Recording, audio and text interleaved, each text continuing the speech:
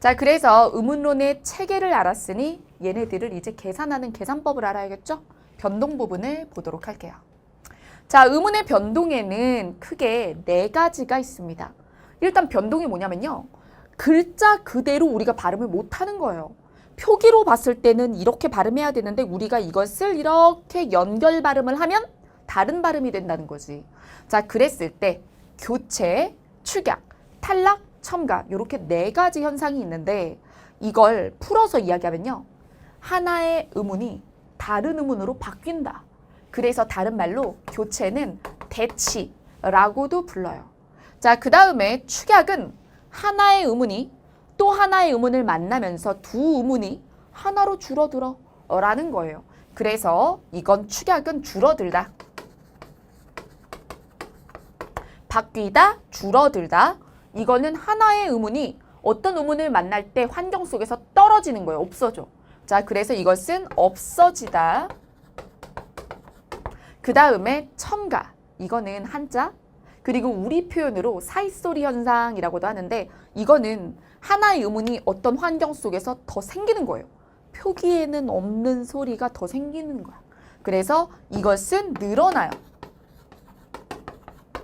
의문이 바뀌다, 줄어들다, 없어지다, 늘어나다 입니다. 자, 그러면 이 안에 양상들이 아주 다양하죠? 그래서 이 대치 교체가 일어나는 원인들에 따라서 우리가 뭐가 있다. 이런 것들을 예를 통해서 학습을 한번 해보도록 할게요. 자, 그럼 여기 교체부터 들어가 볼게요. 교체 다른 말로 대치라고도 합니다. 자, 교체에는 끝소리 현상이라는 게 있어요. 자, 이 끝소리라는 게 초성, 중성, 종성 중에 종성에 대한 얘기예요. 그래서 우리는 이걸 다른 말로 받침 법칙, 그 다음에 종성 법칙, 그 다음에 음절의 끝소리 규칙, 그 다음에 대표 음화라고도 합니다. 대표 음이 되어야만 하기 때문에 중화라고도 하는데요. 여기서 이야기하는 대표 음이 뭐냐 이걸 알아야 돼. 자, 여기서 얘기하는 대표음은 음절의 종성 자리에서는 뭐 모든 자음이 발음이 날 수 있는 게 아니거든요. 그래서 딱 7개의 자음만 발음이 되기 때문에 그 7개 자음을 대표음이라고 해요. 자, 그래서 7개의 대표음이 뭐냐 외워야 되겠죠? 자, 그러면 알려드리도록 할게요. 가, 느, 다, 란, 물, 방, 울. 몇 개? 7개입니다. 가느다란 물방울. 동심이죠? 자, 이거를 예전에는 막 재미있자고 그녀 다리만 봐, 용 막 이렇게 하고 막 외웠거든. 근데 요즘은 그치? 요즘 시대가 시대이니만큼 내가 아무리 여자여도 말이지 그녀 다리만 보라고 막 외칠 수 없으니까 그래서 동심으로 돌아가서 가느다란 물방울. 자, 이렇게 외우는데 자, 그러면 가느다란 물방울 요 의문이 아니면 다른 의문은 받침에서 날 수가 없어요. 그러면 표기상 다른 자음일 때 여기 있는 것 중에 선택을 해야 되는 걸 선택을 하라고. 그럼 예시를 들어드릴게요. 자, 여러분 이거 발음해 보세요. 부어크 뭐 독일어야? 그죠? 아니죠. 우리 그렇게 하지 않잖아요. 자, 그러면 이걸 어떻게 발음하나요? 이 중에 골라주세요. 맞아요. 자기 위치에 있는 걸 골라야 되거든요. 같은 위치에서 발음 나는 거. 그지? 바로 이걸 고르게 되겠죠. 부어 이렇게. 자, 그러면 하나 더 해볼게요. 자, 쌍기역입니다. 이것도 지금 7개 대표음 안에 안 들어가거든요. 그럼 골라주세요. 마찬가지잖아. 그치? 삼지적 상관속 묶음이니까 말이지. 같은 위치에서 난다고. 자, 그래서 이것도 기역으로 발음나게 되는 겁니다. 자, 그래서 이런 게 바로 대표음이 된다. 대표음이 된다. 중화. 음절의 끝소리. 받침에서 나는 규칙이다. 라고 말하는 거죠. 쉽죠?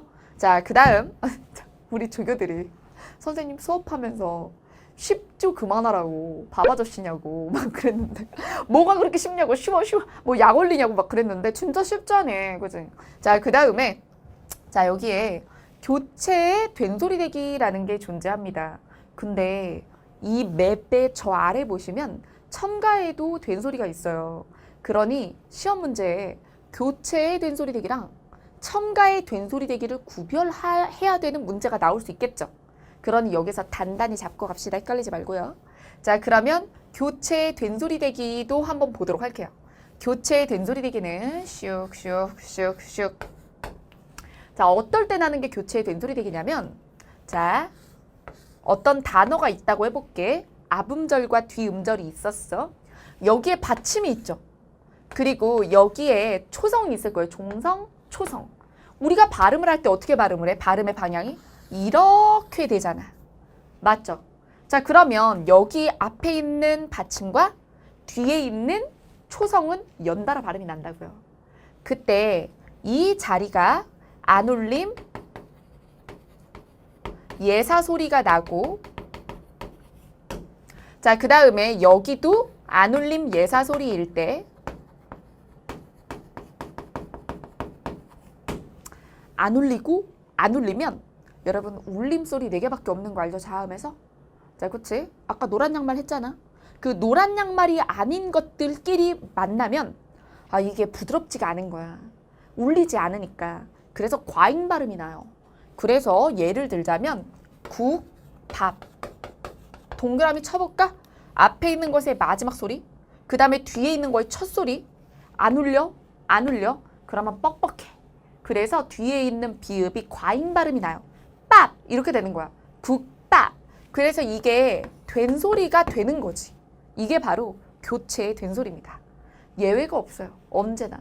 덥게! 이런 식으로. 국밥! 이런 식으로. 이렇게 뒤에 있는 말이 된 소리가 나게 되는 거예요. 근데 쓸 때는 밥이라고 써, 밥이라고 써. 밥이라고 쓰잖아. 그러니까 표기와는 다르게 된 소리가 되네? 그래서 된 소리 되기라고 말을 하는 거죠.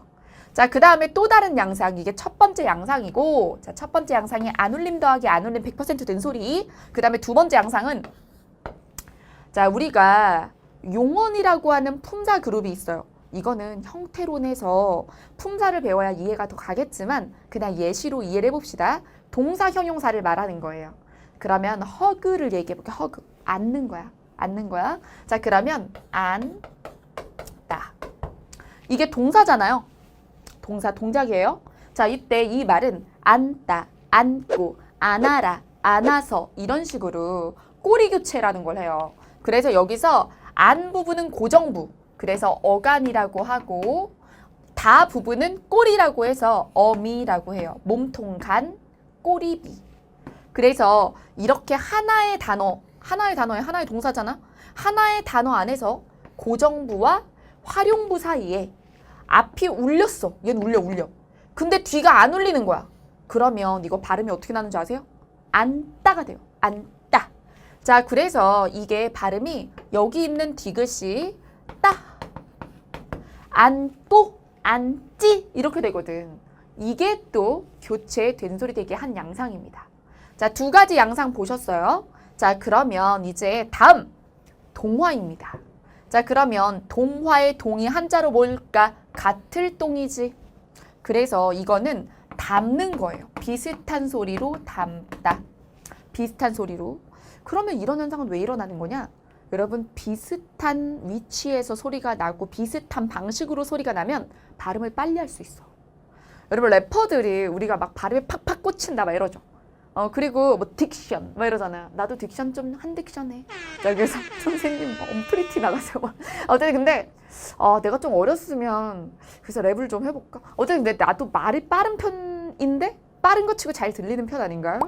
자, 어쨌든 잘 들리는 편이라고 생각을 하는데 말을 빠르게 하면서도 잘 들리게 하는 사람들의 특징이 뭐냐면요. 그리고 되고 싶지? 예. 자, 그러면 그 특징이 뭐냐면 동화를 해야 될 때 확실히 동화를 하고요. 이화를 해야 될 때 확실히 이화를 하는 거예요. 이게 동화 이화가 뭐냐면 비슷한 소리는 확실히 비슷하게 내가지고 빠르게 속도를 추진하고요. 그 다음에 이제 다르게 내야 되는 소리는 그것을 강조해가지고 또렷하게 내는 거예요. 그래서 동화에서 속도 추진, 이화에서 정확도 추진 이렇게 하는 겁니다. 자, 그럼 동화는 이제 비슷한 발음을 내가지고 효율성을 높여주는 방식이 되는 거예요. 자, 그럼 동화에 어떤 것들이 있다? 자음동화, 구개음화, 이모음, 역행동화 이렇게 세 가지가 있어요.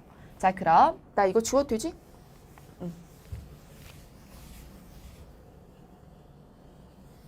이제 동화에 대해서 얘기해 볼 거예요.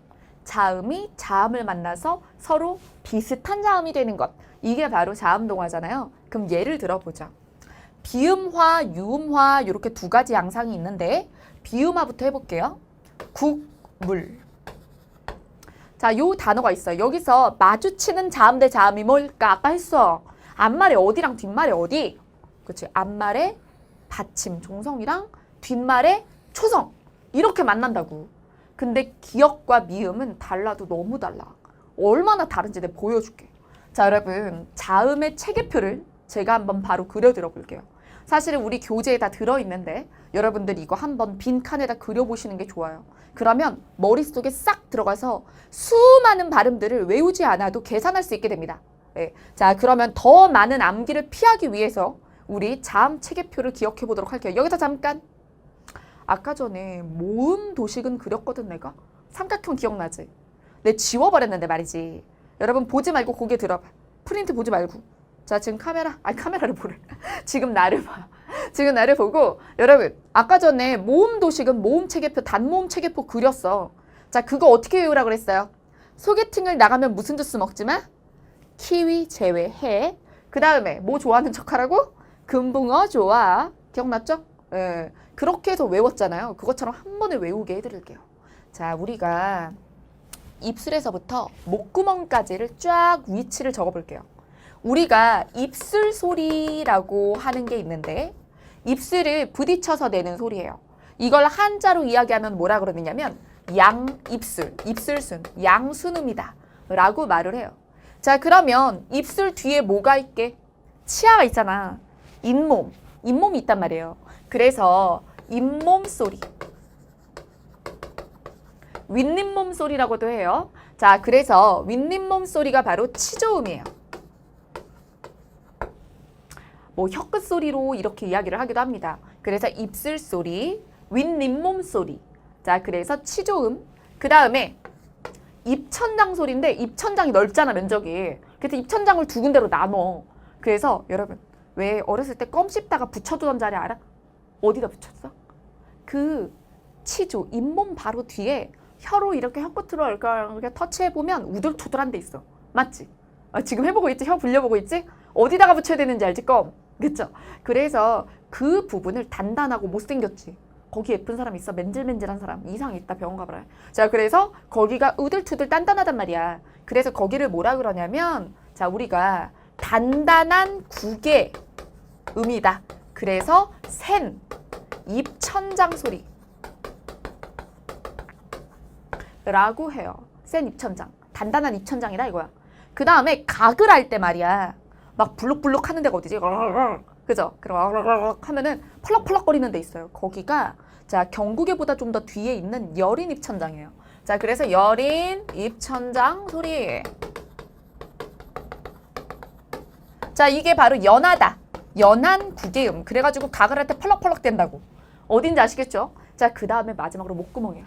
여기도 조음이 돼요. 여기서도 소리가 나, 자음이 나. 자, 그래서 이거는 목구멍. 그래서 우리가 후음이다.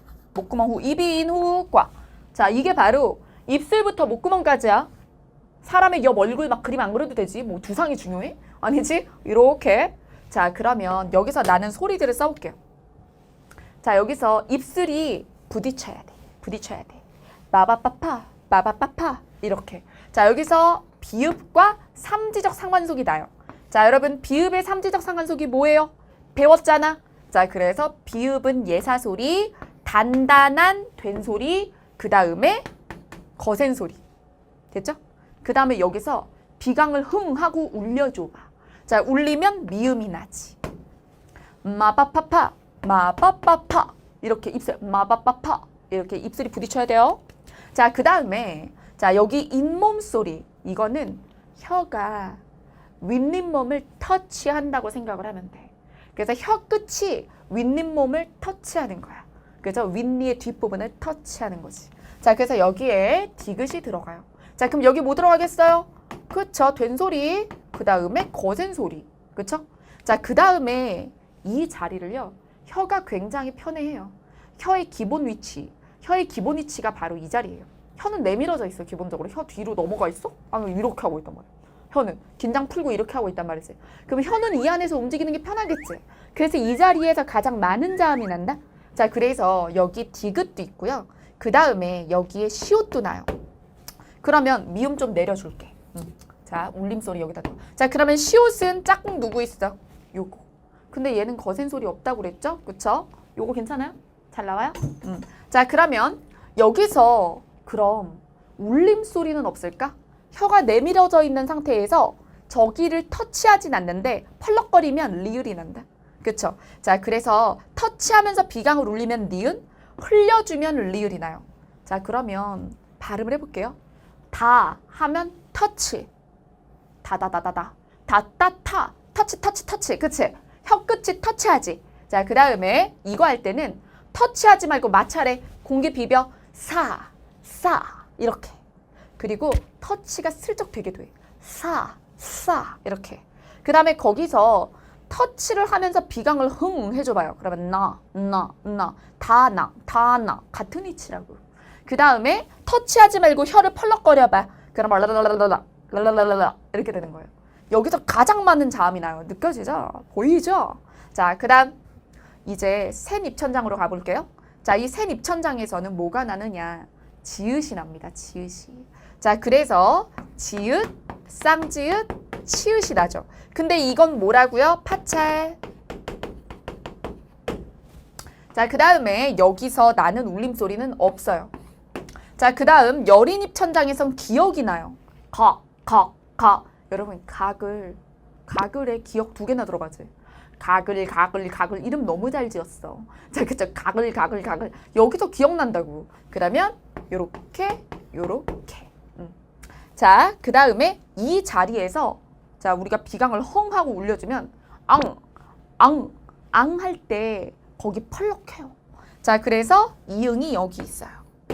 자, 그 다음에 목구멍을 확 좁혀. 그러면 뭐가 나느냐? 히읗이 나요. 마찰하죠. 자, 그래서 이게 바로 자음 체계표예요. 아, 외워지게 해준다며. 너무 어려워. 이거 내가 알아야 돼? 자, 한 번 해줄게. 봐봐. 자, 여기서부터 출발이에요. 바, 다, 사, 자, 가, 하. 자, 연결. 자, 바다, 사자가, 하. 바다, 사자가, 하.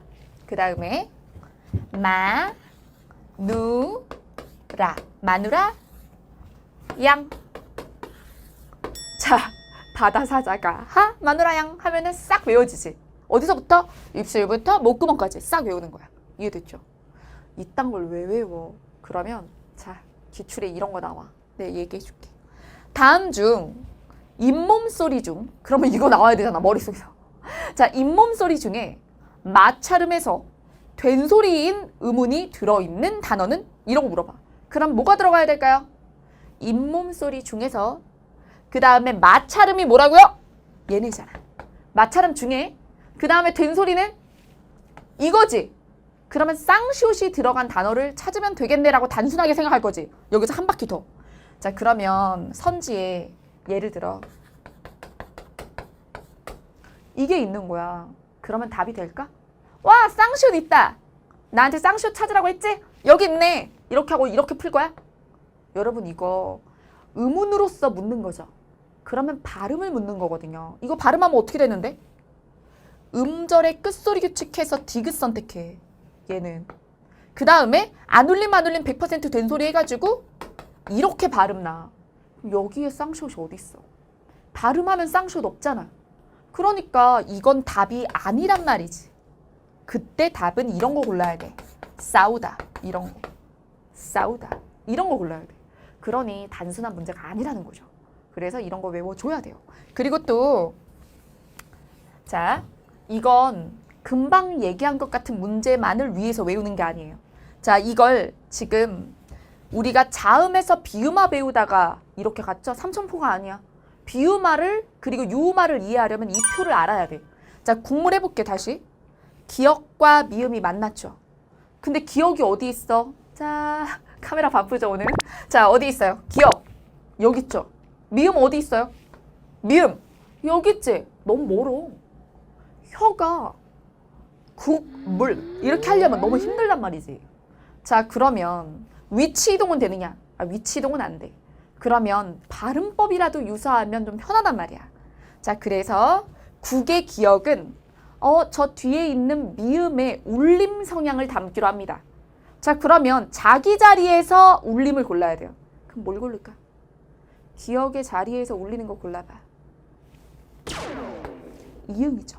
자, 그래서 이게 발음하면 뭐가 될까? 얘가 뭘로 변해? 이응으로 변해요. 그래서 국물. 자, 아주머니 여기 국물 주세요 라고 하는 게 아니라 국물 주세요 하게 되는 거예요.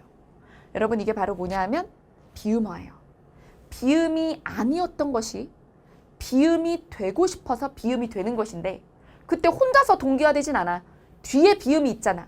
그래서 안 울림 소리들은 울림 소리의 부드러움을 원해요. 그래서 비음이 된 거예요. 자, 그래서 뒤에 있는 것으로부터 영향을 받아서 얘가 변했어요. 그러니 영향력이 앞에서 뒤로 갔어, 뒤에서 앞으로 왔어. 얘 때문에 앞에 게 변했죠. 그래서 이거를 역행 비음화라고 합니다. 역행 비음화. 자, 그러면 방향에 따라서 또 다른 비음화도 있다는 거죠. 자, 그러면 또 다른 비음화를 예를 들어보죠. 자, 종로. 자, 그럼 여기서 누구와 누가 만나요? 이응과 리을이 만나죠? 얘네들의 관계에 대해서 얘기해 볼게요. 여기 마누라야 봅시다. 마누라야.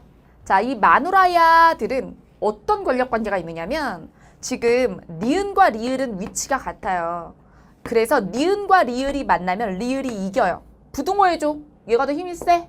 그래서 니은과 리을이 만나면 리을이 되거든. 그게 유음화야. 여기다 유음화라 써줘. 유음화. 유음화 조금 이따 배울게요. 자, 그 다음에 리을이 대각선에 있는 미음이나 저 대각선에 있는 이음을 만나면 그러면 리을이 져요. 그래서 오히려 이 리을이 위로 한 칸 올라와 줍니다. 자, 그러니 종로라고 했을 때는 여기 이응 있죠. 리을이 만났죠. 그럼 누가 이긴다고? 얘가 그래. 야, 리을 한 칸 올라와. 나랑 층이라도 맞추자. 이렇게 하게 되는 거지. 자, 그래서 리을이 하나 올라와. 그럼 뭐가 될까? 니은이 되죠. 그래서 종노라고 발음이 나는 거예요. 종로가 아니라 종로, 노라고 발음 난다고. 이해되셨죠? 이걸 이해해야 돼. 이걸 한 건 한 건 외우려고 하면 시험에 나올 웬만한 단어들의 발음을 다 외울래? 계산하란 말이야. 자, 그래서 이 앞에 있는 것 때문에 뒤에 있는 것이 바뀌었으니 이걸 뭐라고 부르죠? 이거는 순행 비음화라고 하는 거죠.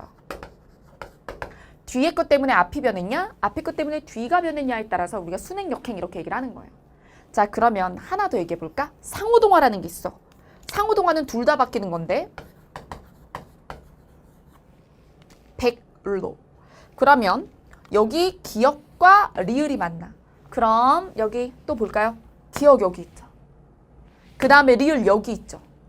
그러면 저 위에 있는 애랑 저 밑에 있는 애잖아요. 그러면 우리 서로 적절한 부드러움을 지향하자. 그래서 너도 내려와, 나도 올라갈게 해서 서로 양보해. 그래서 상호 닮아. 그럼 조금씩 양보해서 어느 층에서 만나면 제일 부드러워? 여러분, 이쪽은 뻑뻑해 안 울림 소리 들이잖아요. 울림 소리는 여기 4개예요. 이 중에 지나치게 부드러운 게 리을이라고 생각하면 돼. 그러니 적절한 부드러움의 중간 경계가 어디예요? 비음층이죠. 그래서 기역은 내려와서 이음을 고르고요. 리을은 하나 올라와서 니은을 골라요. 그래서 어떻게 되느냐면 백노 이렇게 되는 거예요. 이걸 우리가 뭐라고 부른다? 서로 영향을 미쳤다 하여 서로 영향을 미쳐서 상호동화다. 이렇게 이야기하게 되는 겁니다. 여러분, 자음동화에서 비음화 다 배웠습니다. 자, 그 다음에 유음화는 아까 이거야. 누가 세? 니은, 리을. 누가 이겨? 리을이 이긴다고 했잖아요. 자, 그래서 예를 들자면 여기서 신라. 누가 이겨요? 라의 리을이 이기죠. 그럼 누가 바뀔까? 얘가 바뀌겠지. 그래서 고구려 백제 신라야, 신라야, 신라지. 자, 그래서 얘가 변하겠죠. 자, 그러면 또 반대 방향으로 칼날 이런 말 볼까요? 칼날이라고 할 때는 누가 이겨? 앞에 있는 리을이 이기죠. 그래서 칸난이에요? 칼날이에요? 칼랄랄랄랄. 얘가 변하죠. 그래서 뒤에 게 변하죠. 이것도 반향에 따라서 그러면 뒤에 것 때문에 앞이 변하면 역행유음화, 그리고 앞에 것 때문에 뒤에 게 변하면 순행유음화라고 말하게 됩니다. 그래서 우리는 자음동화에 대해서 모두 이해를 하였습니다.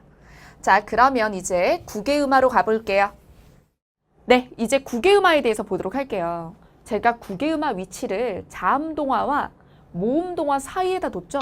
그 이유가 뭐냐면 구개음화는 아주 독특하게 자, 모음의 영향으로 자음이 바뀌기 때문이에요. 원래 자음은 자음끼리 영향을 주고받고 모음은 모음끼리 영향을 주고받아야 되잖아. 근데 구개음화는 모음의 영향으로 자음이 바뀐다 이거지. 독특해요. 자, 그래서 이 구개음화에 대해서 정리를 해볼게요. 앞말의 받침이 디귿이나 티읕으로 끝났을 때 디귿, 티읕 그때 뒤에 이나 히라는 형식 형태소가 오면 근데 여기서 조사나 접사라고 알아두시면 돼요. 자, 그러면 이때 이 디귿, 티읕이 지읒이나 치읒으로 변하는 것입니다.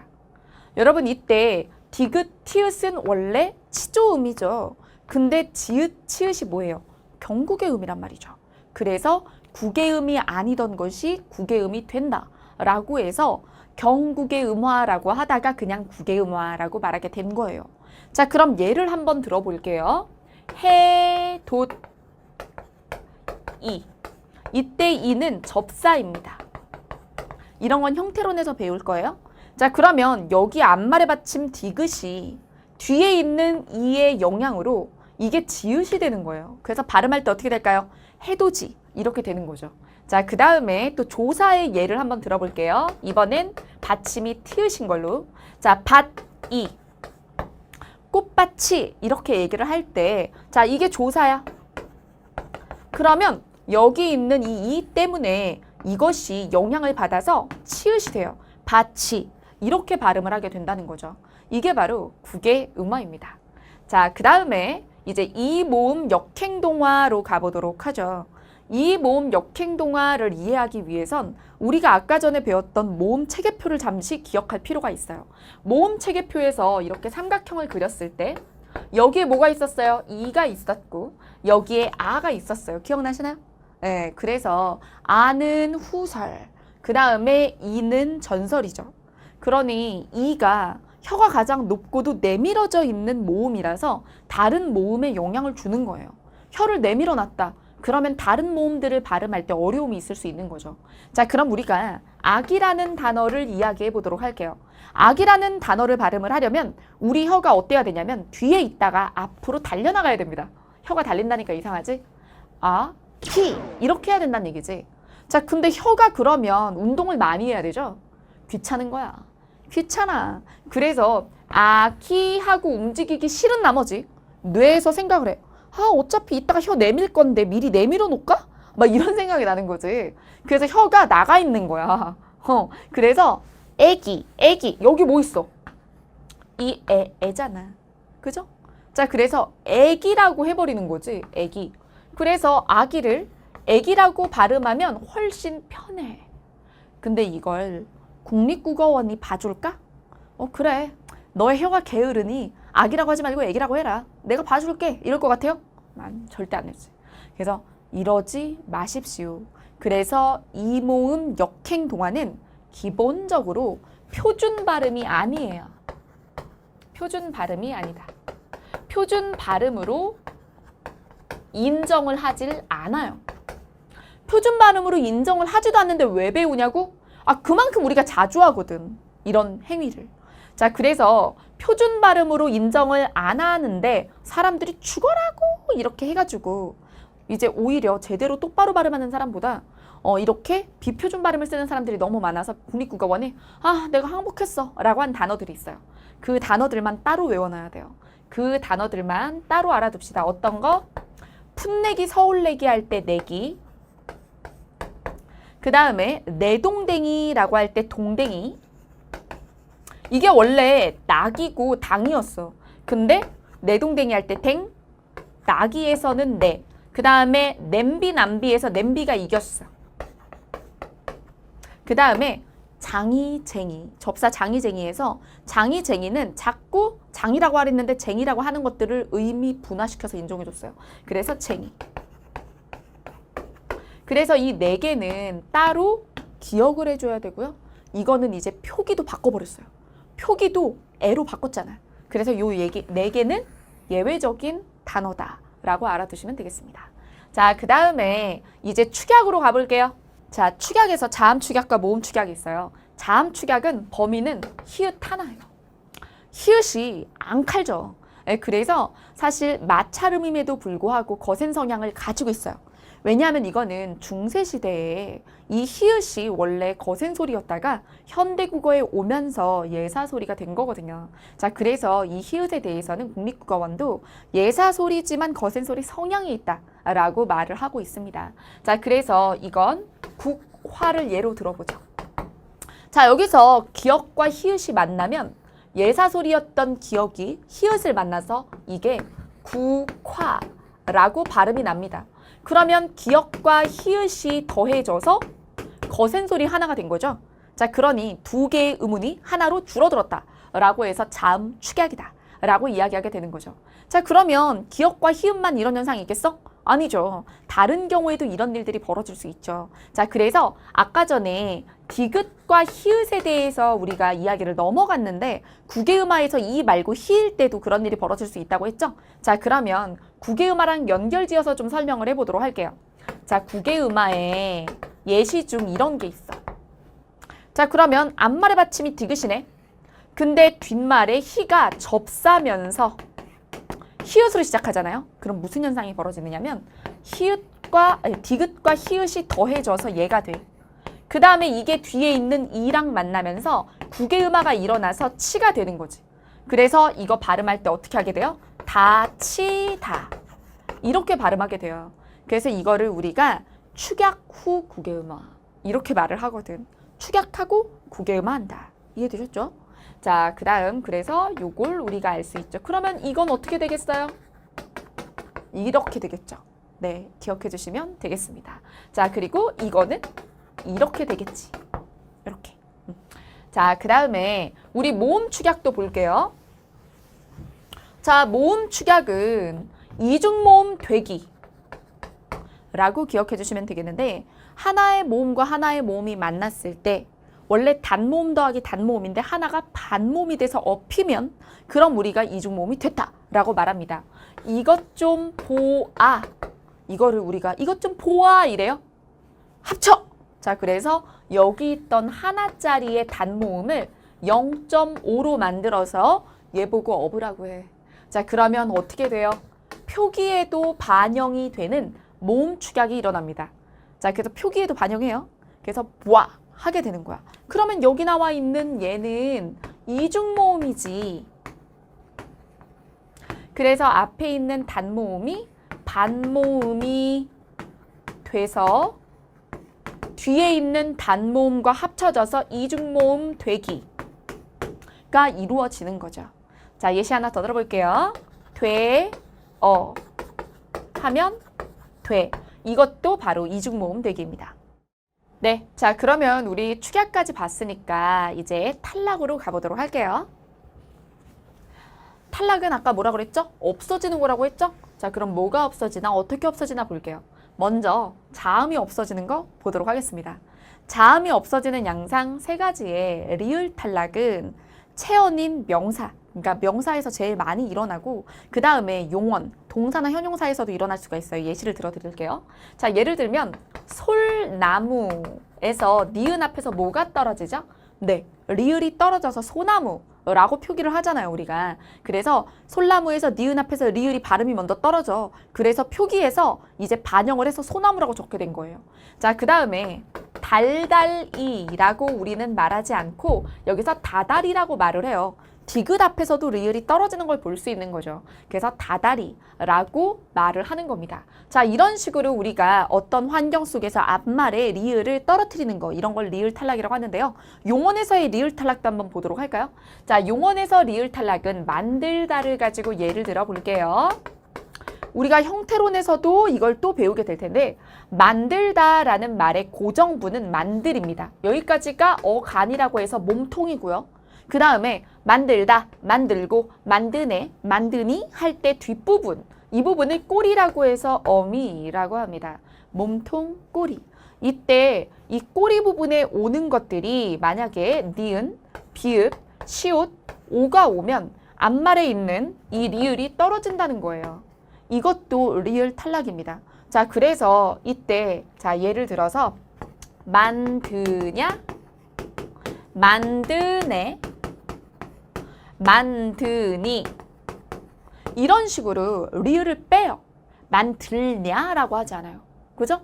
자, 그래서 뒤에 니은이 오니까 리을이 떨어지네. 자, 그 다음에 만듭니다. 여기서도 리을 떨어지죠? 그 다음에 만드세요. 이때도 리을 떨어지죠? 그 다음에 우리가 잘 쓰지 않는 고어투지만 어서 만드시오라고 할 때는 여기로 들어가고 그냥 만드오. 하오체, 하오체. 우리가 평상시에 안 쓰는 말이에요. 하오체, 이때도 리을이 떨어져요. 자, 그리고 하나 더. 리을이 와서 예를 들어 만들다의 만들에다가 그런 것을 할 미래를 표현하는 선어말 어미에다가 사람 이럴 때 이것을 먹을 사람처럼 이거 만들 사람이라고 할 때는 리을을 2번 쓰는 게 아니라 겹치잖아. 그래서 하나를 떨어뜨려요. 자, 그래서 이럴 때 우리가 리을 탈락이 일어난다라고 하고 표기에도 반영하는 거죠. 그래서 우리가 여기 리을 탈락은 어디에 반영한다? 표기 반영. 근데 히읗은 그러지 않아요. 히읗은 떨어지고 표기엔 반영 안 해. 예를 들어 좋아해. 이거 발음할 때요. 히읗 발음합니까? 나는 너를 좋아해 이러나요? 아니죠. 좋아해. 히읗 발음 안 하거든.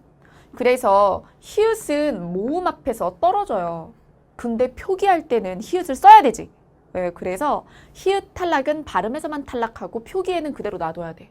그래서 표기에 반영하지 않는 현상이다 라고 합니다. 자, 그 다음에 자음군 단순화 보도록 할게요. 자음군이라는 게 뭐냐면 무리군자예요. 무리군. 그럼 자음의 무리를 단순하게 만든다 라는 뜻입니다. 그래서 자음군이란 뭘 뜻하는 거냐면 바로 겹자음을 뜻하고 겹자음을 단순하게 만든다. 호자음으로 만든다는 뜻이죠. 그래서 예를 들자면 여러분 여기 겹자음 있죠? 자, 그래서 우리나라 말은 겹자음을 받침으로만 써요. 겹받침. 그래서 이 겹받침을 발음을 할 때 우리가 이 2개 자음을 다 발음할 수가 있어요? 이럴 거야? 안 돼. 이렇게 못하는 거야. 자, 그래서 발음을 할 땐 리얼과 기억 중에 선택을 하게 되어 있어요. 자, 그래서 이 둘 중에 무엇을 선택하느냐의 관계도 겹자음마다 다릅니다. 이런 것들은 이제 우리가 기본 쉼화에 들어가서 상세하게 배우게 될 텐데 리을 기억에서는 기억이 기본적으로는 대표음이에요. 자, 그래서 이렇게 닭이라고 하나만 발음하게 되는 게 바로 자음군 단순화입니다. 물론 이것도 받침 자리에서 일어나니까 종성법칙 아닙니까? 라고 할 수 있겠지만 학교 문법에서는 음절의 끝소리 규칙과 요 2개의 겹받침에서 하나만 발음하게 되는 이 탈락의 자음군 단순화를 엄격히 구별해서 말하고 있어요. 자, 그러니 겹받침에서 하나가 남는 것은 뭐가 없어진 걸로 보는구나. 하나가 없어진 걸로 보기 때문에 탈락이구나 라고 기억을 해주셔야 됩니다. 자, 그 다음 모음 탈락 볼게요. 자, 모음 탈락에서는 우리가 의 탈락을 먼저 배워볼까요? 쓰다. 자, 우리가 이 동사에서 말이죠. 고정부가 쓰예요. 쓰다, 쓰고, 쓰니, 쓰네 이렇게 꼬리 교체를 해요. 자, 그러면 여기서 이 부분이 어간이죠. 용언의 어간이 의로 끝났을 때 뒤에 모음 어미가 오면 이것 좀 쓰어 라고 해요. 너 모자를 쓰어, 글씨를 쓰어 이러나요? 그러지 않아요. 이걸 빼고 써 라고 말해요. 불을 끄어라고 해요? 꺼라고 해요? 꺼라고 하지. 이런 식으로. 그래서 앞에 있는 의를 떨어뜨리는 겁니다. 이게 바로 의탈락이고요.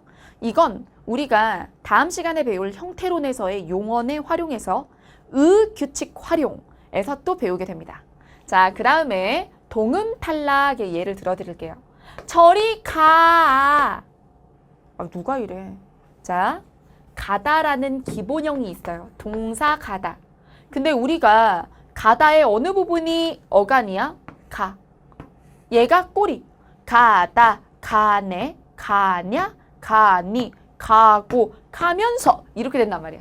이때 이 자리에 자 명령형을 쓰고 싶어. 가아라, 알아. 이렇게 명령을 할 수도 있지만 가아 이렇게 명령을 할 수도 있어요.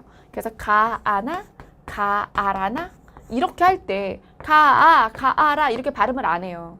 그냥 하나를 빼. 그래서 저리 가. 그리고 가라. 이렇게 말한단 말이에요. 그러면 뭐가 없어진 거예요? 여기 있는 모음어미 아가 없어진 거죠? 이게 바로 동음 탈락입니다. 그래서 둘 중에 하나만 발음을 하게 되는 거니까요. 그래서 이거를 어간에서 탈락한 거냐 어미에서 탈락한 거냐 궁금해하시는 분들이 있는데 그거는 문법론자들도 이걸 따질 필요가 없다라고 얘기합니다. 앞에 게 떨어졌든 뒤에 게 떨어졌든 마찬가지지. 대부분 얘가 떨어졌다고 표현을 해요. 자, 그 다음 이제 첨가로 갈게요. 자, 이 마지막입니다. 원래 의문론이 형태론이랑 의문론이 좀 헤비해. 자, 첨가. 이게 뭐라 그랬어요? 아까 의문이 늘어나는 거. 표기에는 없는 발음이 생겨난 거지. 자, 그러면 니은 첨가, 된소리 대기, 이모음 순행 동화 이렇게 세 가지 현상으로 나누어서 배워야 합니다. 먼저 니은 첨가 이야기를 해보죠. 예를 들어 앞말에 받침이 있고 뒷말에 초성이 없는데 이 야여요요로 시작되는 경우에는 여기에 이렇게 니은을 첨가해 줍니다. 원래 한여름을 쓸 때는 여름이라고 안 쓰잖아요. 근데 여기 이 자리에 빈 자리에 니은이 들어간다는 거예요. 자, 그래서 우리가 이런 것들의 또 예시를 더 보면 앞말에 받침이 있는데 뒷말에 초성이 없으면 다시 해보죠. 얘는 음절의 끝소리 규칙을 해줘. 그 다음에 얘도 음절의 끝소리 규칙을 해줘. 자, 그녀다리만 봐요. 가느다란 물방울에서 하나 골라. 자, 마음대로 고르면 안 되죠. 정해져 있어요. 자, 그 다음에 얘도 골라. 자, 그래서 지금 디귿으로 수렴되는 애들이 제일 많아요. 대표음은. 어쨌든 이건 디귿으로 발음나고 얘는 비읍으로 발음나요. 이건 음절의 끝소리 규칙이에요. 그리고 둘이 결혼을 시켜야 될 거 아니야. 결혼을 시킬 때 이것과 이것 사이에 여기 초성을 보세요. 음값이 비었네. 음값 없어. 빈자리야. 초성이 없다고. 그럼 여기에 니은을 넣어요. 그래서 최종 발음이 어떻게 돼요? 이게 될까? 아니야. 역행 비음화가 또 나야 돼. 그래서 최종 발음은 꽃잎이지. 그러니 꽃잎이라는 발음에는 세 가지 현상이 들어가 있어요. 음절의 끝소리 규칙, 그 다음에 니은 첨가, 그 다음에 역행 비음화. 이렇게. 그래서 여러분들이 이것까지 계산을 해낼 수 있어야 의문론을 정복하게 되는 거예요. 그래서 마인드맵만 듣는 게 아니잖아요. 이 마인드맵에선 개념어를 기억을 하고 그 다음에 상세하게 심화나 이런 데서 배워서 문제풀이 하면서 훈련하는 거예요. 자, 그래서 니은의 첨가는 앞말에 받침이 있고 뒷말에 초성이 비었을 때 이렇게 니은이 첨가되는 경우를 의미합니다. 그리고 니은 첨가는 그 외에도 우리 또 양상을 하나 더 볼까? 코 더하기 물. 앞말에 받침이 없을 때에도 일어날 수 있는데요. 앞말에 받침이 없어도 뒷말에 초성이 울림소리면 여기에 니은이 첨가돼요. 컷물 이렇게 되는 거지. 코 더하기 물인데. 또 볼까? 코 더하기 날이야. 앞말에 받침이 없는데 여기가 울리네? 그러면 콧날. 이렇게 발음이 나지. 그러면 각각 보았을 때 없었던 발음이 더 생기는 거야. 결혼하면서. 단어가 합성이 되면서. 이렇게 니은이 첨가될 수 있는 거예요. 그러면 이 니은 첨가에 대해서 환경이 갖춰지면 사이시옷이라는 걸 넣어서 표기를 콧물, 콧날 이렇게 사이시옷을 표기할 수 있어요. 이 사이시옷 표기에 대해서는 나중에 한글 맞춤법에서 배우게 될 거예요. 자, 그 다음 이제 된소리 대기로 가보도록 하겠습니다. 이 된소리 대기는요. 저 위에 있는 교체 된소리 대기와 구별을 하셔야 돼요. 그럼 교체 된소리 대기는 어떻게 난다 그랬지? 안 울림 예사소리, 안 울림 예사소리일 때 안 울림, 안 울림 100% 된소리 이렇게 난다 그랬죠. 그렇죠? 그리고 또 용언일 때 어간과 어미에서 어간이 울림소리로 끝났을 때 안따, 안고, 안기 이런 식으로 난다 그랬지. 자, 그러면 여기서 나는 된소리 대기는 무엇이냐? 자, 이건 안 울림, 안 울림도 아니야. 울림소리 뒤에서 된소리가 났어. 근데 용언이 아닌 거야. 어간어미가 아닌 거지. 그래서 산, 길처럼 용언이 아니어야 되고 동사나 형용사가 아닌 거예요. 동사나 형용사가 아니면서 합성어야. 근데 앞말이 울렸어. 근데 뒷말이 된소리가 나. 그러면 첨가의 된소리다 라고 말을 합니다. 물론 기역이 쌍기역 이렇게 된소리가 된다고 해서 의문의 개수가 늘어나진 않아요. 왜냐하면 쌍자음도 의문의 개수로는 하나거든요. 예, 그러니 의문의 개수는 늘어나지 않지만 사실은 안 일어나도 되는 현상인데 단어마다 이렇게 나는 단어도 있고 나지 않는 단어도 있는 수의적 현상, 필수적인 현상이 아니라 불규칙한 현상이라는 점에서 안 해도 될 발음을 한다고 해서 첨가로 분류를 하는 거예요. 자, 그래서 알아두세요. 첨가 사이소리 현상은 통째로 수의적 현상이에요. 수의적이라 하면 반드시 일어나는 건 아니다. 환경과 조건이 이루어져 있어도 그 발음이 꼭 나는 건 아니다. 단어마다 케바케다. 그럼 우리 보고 어쩌라는 것이냐? 그래서 이 부분에 대해서는 주로 출제가 되는 단어군이 정해져 있어요. 예, 그래서 우리가 표준발음법에 예시들을 숙지를 해서 문제에 대응을 하는 겁니다. 자, 그래서 여기서 산, 길 이렇게 합성어에서 울림소리 뒤에 뒷말이 된소리가 되면 첨가의 된소리 되기요 라고 말을 합니다. 자, 그 다음 이몸 순행동화 예시 볼게요. 이몸 순행동화는 꽃이 피었다 할 때 피어 요걸 볼게요. 여기 이가 있죠. 뒤에 어가 있죠. 이는 혀가 앞으로 내밀어져 있는 모음이라고 했어요. 그래서 이걸 전설모음이라고 해요. 혀가 앞으로 나가 있으니까. 자, 전설모음인데 뒤에 어는 어때?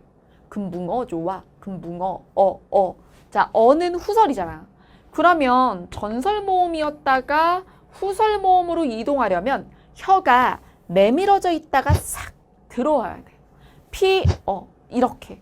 근데 혀가 잽싸게 들어와야 되는데 혀가 빨리 못 움직이는 사람들이 있지. 혀가 통통하거나 느리거나 카페인이 부족했거나 잠이 부족했거나 이렇게 컨디션. 자, 어쨌든 그래서 이게 혀가 빨리 못 들어와. 그럼 어떻게 되는 줄 아세요?